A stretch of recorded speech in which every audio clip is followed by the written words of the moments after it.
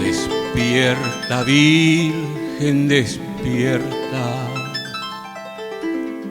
y acércate a tu ventana, donde te aguarda entre rejas mi prisionera del alma. Divina mujer, despierta, que ya se aproxima el alba. Ven a escuchar las endechas gimientes de mi guitarra.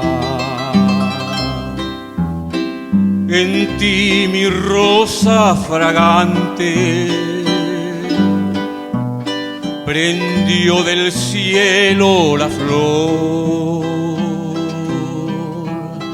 y son tu gracia y donaire, mi afán, mi dicha y dolor. Ven que hoy es la primavera, plena de flor de jazmín.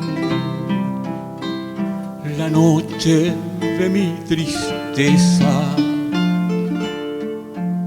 llenóse de luz por ti.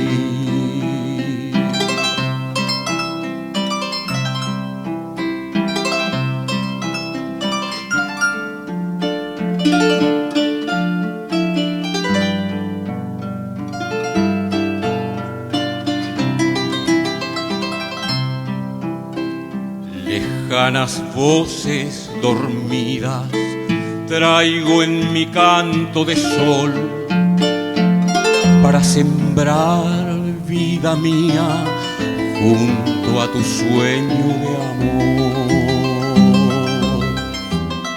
Vengo volando a tus lares, en alas de mi canción. Quiero al pie de tus altares ofrendar mi adoración.